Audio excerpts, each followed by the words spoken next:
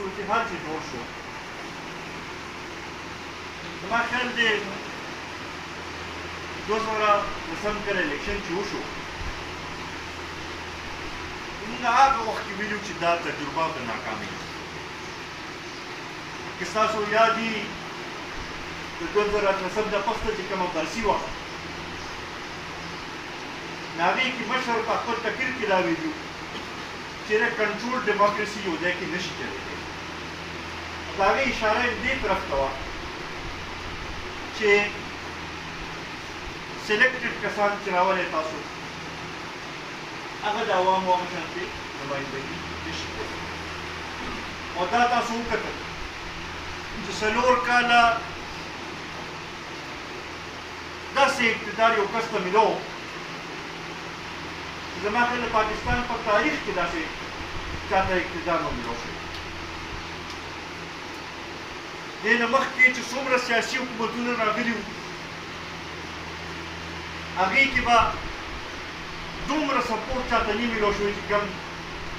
دې سلیکټډ دغه ته میلو شوی خو کارکردګي اخر کې څه وه قرضو کې صرف اضافه وشوه ګرانۍ کې صرف اضافه وشوه څه د ملک مونږه بهتري ونه لیدله هغه ملکونه چې چا په هر موقع باندې زموږ مدد کړو هغه ملکونه رانه خفه شو ملک کې دننه حکومت نومي شی ښکاره کېدو نه کرپشن انتها ته ورسېد او زما خیال دی چې دې خبرې باندې په خپله هغه خلک هم مجبوره شو چې چا راوستي و چې هغوی ته لاس واخلي چې یاره بس نور زموږ نه دې سړي سره کار نشته دا خو په خپله د یوې شي ثبوت دی چې کپتان نااهله دی نااهله به وي او را روان دغه هم چې دی مستقبل هم چې دی هغه هم څه ښه نه دی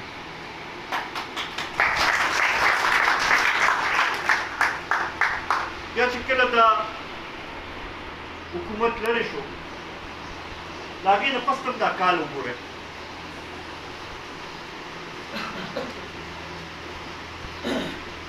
کارکنان خو یې احتجاج له وویستل کارکنان یې جیل ته مخامخ کړل خو په خپله ګورې یو شپه یې تېر هغه چې یوه شپه په ګیسټ هاوس کې چې تېره کړه په ریسټ هاوس کې د پولیس ریسټ هاوس کې نو په هغې دومره چغې ووهلې چې زما خیال دی د پاکستان په تاریخ کې به چا داسې دغه نه کړي یا دا اوس چې کوم صورتحال جوړ شو دغه ځای ته دا کارکنان چا ورسول د هغوی دا تربیت چا وکړو دا لارې ورته چا وښودې او چې دا کوم د 9 مۍ زما خیال دی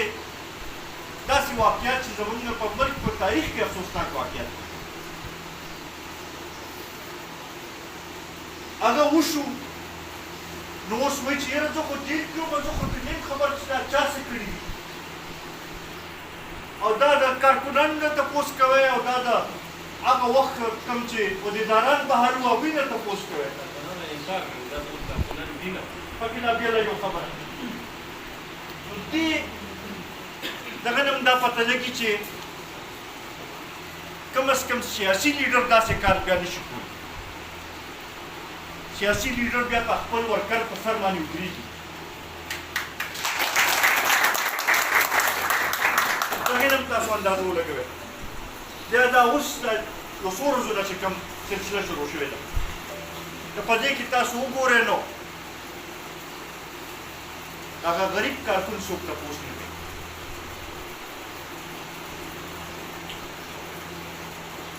قانون ته ول څوک نه ځي تحصیل ول څوک نه کوي نو آیا دې سړي نه به موږ تمه کوو چې دی به دا ملک ټیک کړي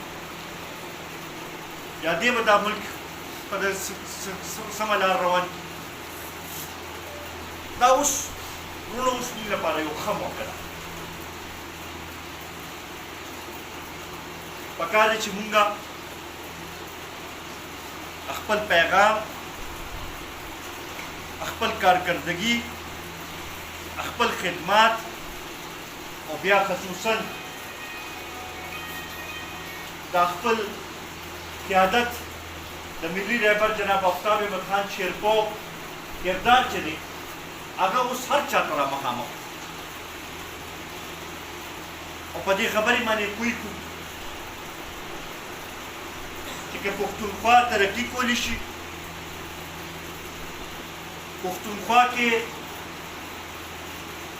خلکو له څوک روزګار ورکولی شي پښتونخوا د مشکل حالاتو نه څوک ویستلی شي نو هغه واحد ملي رهبر جناب آفتاب احمد خان شیرپو دی دا پیغام رسول چې دی دا زما او ستاسو کار دی اوس موږ سره مواد نور هم شته اوس د خبره خلک وګمید دي سوشل میډیا باندې مخکې چې کوم دغه و چې دا څه خبره به دې نه وه کړې او د باندې یوه پوره دغه کېدل اوس ګورې هغه شی نشته بلکې اوس خو ما داسې وکتل بلکې ما خو داسې دغه کړل یو څو کسان خو ما ته معلوم دي چې اوس پورې به ډېر دغه کوه اوس چې دې تپوس کوي زه خو کله پورې پي ټي آی کې نه وم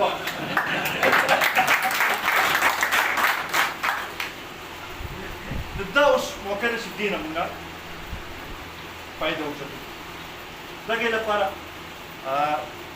چې تاسو اکټیو شئ تاسو راپاڅئ تاسو وګرځئ نو هله به داسې دا یوازې په یو کس باندې نه کېږي دا به مونږ ټول مشترکه راپاڅو ده د دې حالاتو مقابله چې ده هغه ټول مشترکه به کوو او انشاءالله تاسو به ګورئ چې را روان څو ورځو کې خالي چارسده ضلع کې نه په ټولې صوبې کې به شمولیتونو سلسله به هم شروع کېږي او تاسو به ګورئ چې انشاءالله ډېر ښه د هغې اثرات به راوځي یو خو تېر څو ورځو کې که ستاسو خیالي نه پنجاب نه اوړه رکاو شو په هغې کې مشر کردار ادا کو وزیر اعظم ته خبره ورسوله او د هغې په نتیجه کې اوړه دوباره دلته را روان شو د هغې ښه اثرات هم شوي دي د اوړو قیمت هم کافي راوغورځېد زمونږ تاسو ته هم دا درخواست دی چې دا خبره پکار شي ټولو ته مخامخ او سره دا ډیمانډ هم کوو چې آئین کې دا لیکلي دي چې یاره په ملک کې دننه د یو صوبې نه بل صوبې ته که یو څوک ځي یا څه شی وړي چې هغه غیر قانوني نه وي نو په هغې باندې پابندي نشته دا اوړه چې دي دا زموږ حق دی موږ هم د دې ملک حصه یو پکار دی چې کوم سهولت په پنجاب کې خلکو ته میلاویږي چې هغه د خیبر پښتونخوا هرې ضلعې ته هم میلاو شي دې سره سره موږ دا هم پوښتنه کوو چې که وګورئ نو کله نه چې پاکستان جوړ شوی دی هغې کې ترقي یو څو ځایونو کې زیاته وشوه ورکوټي صوبې پسمانده پاتې شوي په دغې حوالې سره او بیا خاص کر چې کله نه 18 ترمیم وشو او صوبو ته لږ زیات اختیارات ملو شو د هغې نه پس ته د وسایلو د تقسیم چې دی دوباره هغه کوم ته چې NFC ایوارډ وایي هغه بیا نه دی شوی او د هغې نقصان زیات ورکوټي صوبو ته او خاص کر زموږ صوبې ته راځي. نن یوه نیمه هفته مخکې صوبې حکومت والا موږ ټولې راغوښتو او هغوی چې کوم بریفینګ موږ راکړو نو زموږ صوبې کوم چې اکاونټ ون دی هغه منفي کې د تېر 8 میاشتو نه چلي لګیا دی او منفي دا نه چې منفي یو څو زره منفي دا نه چې یو څو لکه منفي دا نه چې یو څو کروړه بلکې منفي په اربونو کې دا مونږ دغه دی چې بهی پکار دی چې دا وسایلو تقسیم دغه دوباره وشي په هغې کې به زمونږ د صوبې او خاص کر د صوبو حصه به سیوا کېږي نو هغې سره به زمونږ صوبه په خپل دغه باندې ودرېدی شي او دې سره سره زمونږ چې نور هم کم هلته کې پیسې جوړېږي که هغه د وابې په مد کې دي که هغه نور دغه کې دي هغه هم چې زمونږ صوبې ته میلاو شي چې زمونږ دا صوبې کې هم ترقي وشي. نن 9 کاله د پی ټي آی دور تېر شو او چې هغوی وایي چې ډېر زبردست دور و د مدینې د ریاست داویدارو دور و د هغه خلک چې هغه د هر څه لپاره تیار وو د هغوی دور و د هغوی 9 کاله دور په نتیجه کې نن صوبه دې ځای ته ورسېده چې هغه خپل تنخواګانې نشي ورکولی. دغې نه اندازه وشوه چې څومره ښه دور و. دغې نه اندازه کېږي چې دا څه یې دې صوبې سره کړي دي او څه د دې صوبې وسایلو سره یې کړي دي د دې صوبې خلکو سره عوامو سره یې څه کړي دي. په دغې حوالې سره موږ مرکزي حکومت ته هم دا درخواست کوو چې صوبې له وسایل دې ورکړي چې دلته کې ترقي وشي او د دې چې د خلکو مسایل هم حل شي. زه په آخره کې یو خو